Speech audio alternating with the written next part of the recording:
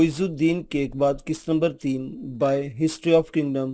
बादशाह को कई दिन के बाद उस नाशगुफ्ता कली का ख्याल आ गया जिसकी नाकाबिले रद्द दलीलों ने दुनियावी ऐशो इशरत को जायज़ करार दे दिया था।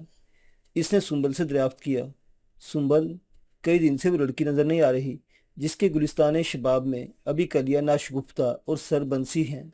सुंबल ने अपने हसद को छुपाते हुए कहा, वो चाहती थी कि बज़्म तुर्ब और हजूम महविशां की इन मुंतखब महपाराओं में इसे हमसरी हासिल हो जाए जिनका फ़िलहाल कोई मसील नहीं। इस हसद ने इसे गोशा नशीन बना दिया है। बादशाह ने कहा, वो अभी नातजर्बा कार है और इसका बचपना चूंकि अभी तक इससे जुदा नहीं हुआ, इसलिए मैं इसे इसका हसद नहीं कहूँगा, इसमें बचपन की जिद पाई जाती है।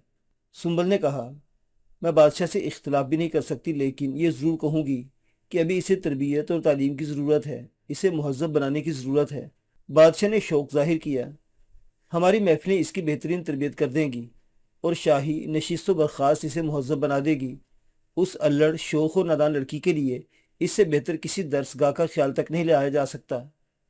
सुंबल ने अर्ज़ किया, अगर हुजूर हुक्म दे तो इसे तलाश करके हाजिर कर दिया जाए। बादशाह ने कहा, ज़रूर ज़रूर, लेकिन जाने से पहले चंद माहपारों को मेरे पास भेजती जाओ। सुंबल बेहतर है कहती हुई चली गई, लेकिन फ़ौरन ही वापस आ गई। बोली, मलिक निज़ामुद्दीन शर्फ़े बारियाबी चाहते हैं। बादशाह ने नाक मुंह चढ़ाई और बेजारी से कहा, ये लोग किसी वक्त चैन नहीं लेने देते, हर वक्त कोई ना कोई मसला लेकर हाजिर हो जाते हैं और ज़रा भी नहीं सोचते कि मैं कितना मसरूफ़ इंसान हूँ। हाजिर करो। ज़रा देर बाद मलिक निज़ामुद्दीन हाजिर हो गया। बादशाह ने बनावटी खुश अखलाकी का मुजाहरा किया। कोई ख़ास बात? निज़ामुद्दीन ने आजिज़ी से जवाब दिया, मैं जानता हूँ कि आप मुल्क की सबसे ज़्यादा मसरूफ़ शख्सियत हैं, लेकिन खानाज़ादों का भी ये फ़र्ज़ है कि हुजूर को मुल्क की नाजुक और ख़तरनाक सूरत हाल से बाखबर रखें। बादशाह ने तशवीशनाक अंदाज में दरियाफ्त किया, क्या मुल्क के किसी हिस्से में बगावत की खबर आई है? नहीं, ऐसी कोई बात नहीं, लेकिन मुझे बाज़ मोतबर ज़राए से जो खबरें मिली हैं, मैं सोचता हूँ इन्हें हुजूर के गोश गुजार कर दिया जाए या कुछ तवक्कुफ़ इख्तियार किया जाए। बादशाह परेशान हो गया, बोला, अगर कोई ऐसी वैसी खबर मिली है जिससे मेरी तबीयत में खामखा तकद्दुर पैदा हो सकता है तो इसे अपने पास ही महफूज रखो और इसके लिए तुम अपने तौर पर जो कुछ कर सकते हो कर गुजरो। मैं तुम्हारे किसी अक़दाम की मुखालफत नहीं करूँगा। निज़ामुद्दीन ने कहा, हुजूर ने जो कुछ फरमाया बजा है, लेकिन हुजूर ये भी तो सोचें कि किसी भी इन फरमान का अजरा और निफाज उस वक्त तक मुमकिन नहीं हो सकता जब तक इस पर हुजूर के दस्तखत और मोहर शाही न साबित हों। बादशाह ने कहा, लाओ वो फरमान कहाँ है? निज़ामुद्दीन ने अर्ज़ किया, अभी फरमान तैयार नहीं किया गया, हुजूर को इस नाजुक मसले से मुतल्ला कर देने के बाद ही फरमान तैयार किया जा सकता है। बादशाह ने मजबूर होकर हुक्म दिया, जो कुछ कहना है जल्द अज जल्द और मुख्तसर लफ्ज़ों में कह दो। इसी वक्त चंद खूबसूरत औरतें अंदर दाखिल हुई। बादशाह निज़ामुद्दीन की मौजूदगी को नज़रअंदाज करके इन लईना ने यगाना की तरफ मुतवज्जो हो गया। बादशाह की आगोश वाह हो गई और दोनों बाजुओं में दो गुदास जिस्म समा गए। बादशाह ने निज़ामुद्दीन से कहा, क्या ये मुमकिन है कि तुम अपने मसले को किसी और वक्त के लिए उठा रखो? निज़ामुद्दीन ने कहा, मैं तो हुजूर का खानाजाद हूँ, जैसा हुक्म देंगे इस पर अमल करूँगा। सरेदस मुख्तसरन मैं ये बताने आया हूँ कि इस नाचीज़ ने मलिक कवामुद्दीन से के खसरू को जवाब लिखवा दिया है। मैंने इसे दहली बुलवा लिया है। ये क्यों? वो यहाँ आकर क्या करेगा? एक लड़की ने बादशाह के सेब जैसे सुर्ख सफ़ेद और शादाब रुखसारों पर हाथ फेरना शुरू कर दिया। निज़ामुद्दीन ने पहली बार इन औरतों को अपने मर्तबे और हैसियत से रूशनास कराया। इसने इन सबको झलक दिया। हुजूर ज़रा सी देर के लिए इन दिलफरेबो हसीन पैकरों को अपनी हदूद में रहने का हुक्म दे, क्योंकि अगर ताजो तख्त सलामत है और हुजूर इस पर जलवा फरमा है तो ये गर्मी महफिल बाकी रहेगी, वरना कुछ भी न रहेगा। ये दिलफरेब पैकर हर जाई किसी और का दिल बहलाने लगेंगी। बादशाह संभल गया। इसने दोनों औरतों को अपने बाजू से हटाकर आसपास बिठा लिया। बेदिली से पूछा, जो बातें बाकी रह गई हैं इन्हें भी कह डालो। निज़ामुद्दीन ने कहा, मैंने के खसरू को यहाँ इसलिए बुलाया है कि बलबनी अहद के चंद अमीर इससे खुफिया मुरासलत कर रहे हैं और इसे इस बात पर आमादा कर रहे हैं कि वो हुजूर के खिलाफ अलम बगावत बुलंद करे।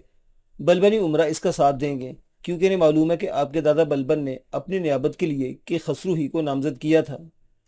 बादशाह बहुत ज़्यादा परेशान हो गया, लेकिन इन हालात में इसका चले आना ख़तरे से खाली नहीं है। निज़ामुद्दीन ने कहा, अगर हुजूर इजाज़त दें तो इस कांटे को रास्ते से निकाल फेंका जाए। बादशाह ने कहा, मैंने तो कह दिया कि मुसालिह मुल्की के लिए जो अक़दाम बेहतर हो बिला तवक्कुफ कर गुजरो। निज़ामुद्दीन ने अपने अवामे से एक कागज़ निकालकर बादशाह के सामने पेश कर दिया। तब फिर हुजूर इस पर दस्तखत और शाही मोहर सबद फरमा दें। बादशाह ने सरसरी तौर पर इस फरमान को पढ़ा। इसमें कि खसरू को रास्ते ही में कत्ल कर देने का हुक्म दिया गया था। इसने बिला तामुल इस पर दस्तखत कर दिए और शाही मोहर भी लगा दी। फिर निज़ामुद्दीन से पूछा, बस या कुछ और? निज़ामुद्दीन ने कहा, यह बहुत काफ़ी है, आज ये गुलाम आराम की नींद सो सकेगा। बादशाह ने कहा, हाँ, उन उमरा की फहरिस्त भी तैयार करो जो कि खसरू से खुफिया मुरासलत करते रहते हैं।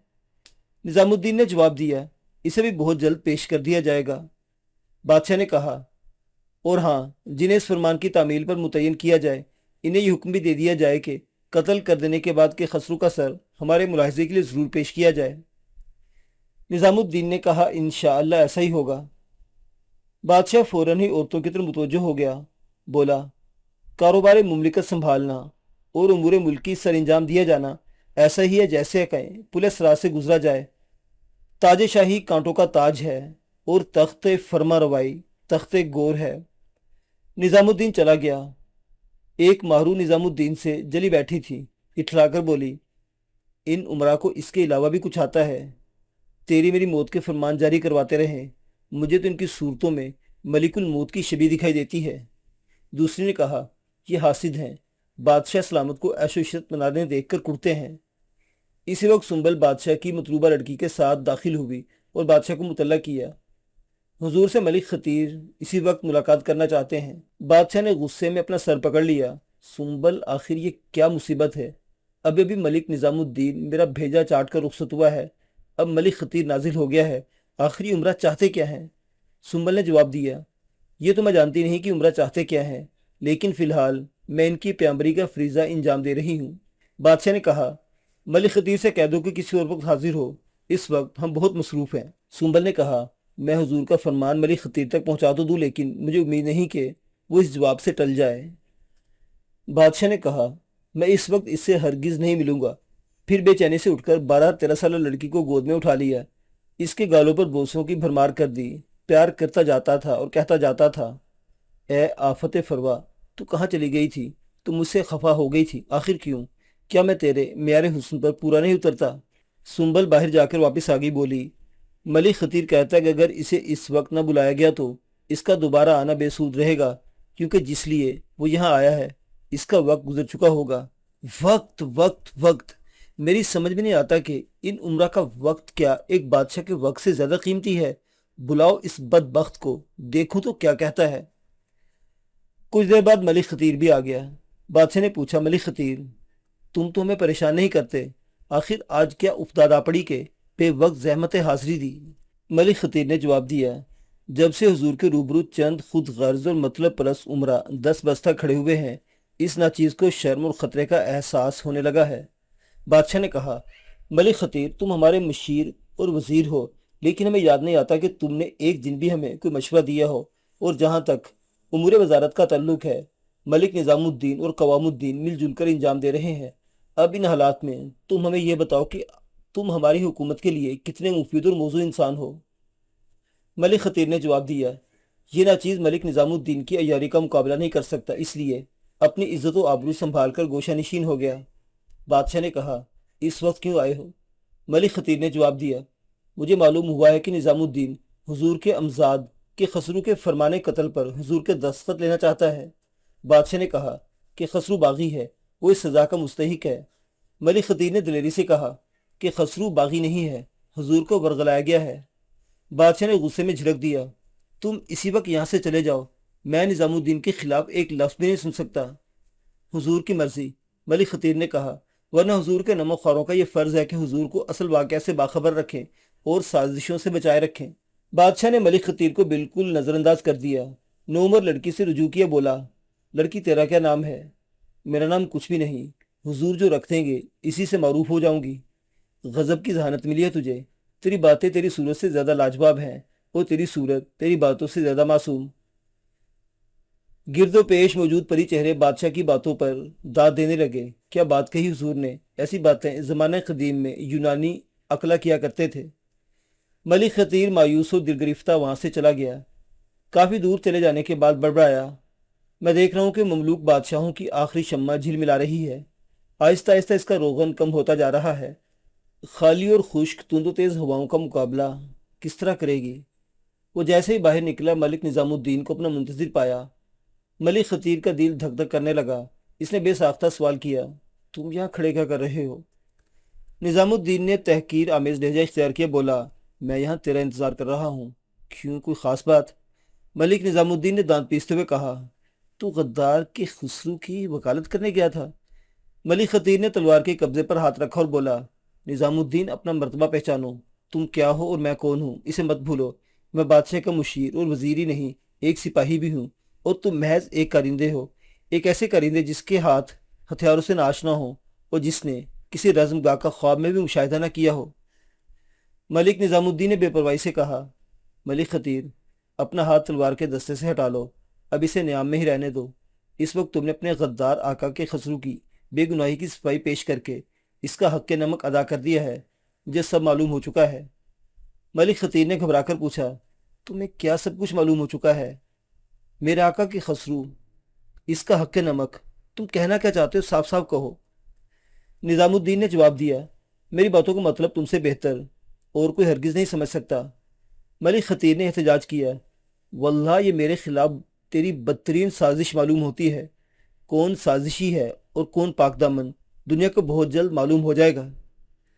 ملک خطیر نے پرجوش لہجے میں کہا، ملک نظام الدین، تم بھی کان کھول کر سن لو، اگر تم نے میرے خلاف سازش کا کوئی جال بچھایا تو میں بھی کوئی معمولی شکار نہیں ہوں، دانتوں پسینہ آ جائے گا۔ جو کچھ کرنا سوچ سمجھ کر کرنا۔ ملک نظام الدین نے کہا، میں تیرے خلاف اب تک کچھ بھی نہ کیا تھا، لیکن تو نے میرے خلاف پہل کر کے دعوت مبارزت دے دی ہے۔ تو وار کر، میں دفاع کروں گا، اور میں وار کروں گا، تو اس کا دفاع کرنا۔ ملک خطیر نے متنبہ کیا، ملک نظام الدین، میں تنہا نہیں ہوں، لیکن تم تنہا ہو۔ نظام الدین نے جواب دیا، مجھے محض اپنی ذات پر اعتماد ہے، تو دوسروں پر تکیہ کر سکتا ہے۔ ملک خطیر نے کچھ سوچ کر نصف تلوار نیام سے کھینچ لی۔ نظام الدین فوراً سامنے سے ہٹ گیا، بولا، ملک خطیر، میں ایک علمی انسان ہوں، اور جامعۃ الحکایات اور محمد اوفی کا تذکرہ شعرا میرے ہی نام سے منسوب کیا گیا ہے۔ میں تلوار کے بجائے عقل استعمال کرتا ہوں۔ ملک خطیر دانت پیستا ہوا چلا گیا۔ ملک نظام الدین نے کہ خسرو کا فرمان قتل اپنے چند خاص آدمیوں کے حوالے کر دیا اور انہیں ہدایت کی کہ خسرو جیسے ہی روہتک میں داخل ہو اسے قتل کر دیا جائے اور اس کا سر میرے حوالے کیا جائے۔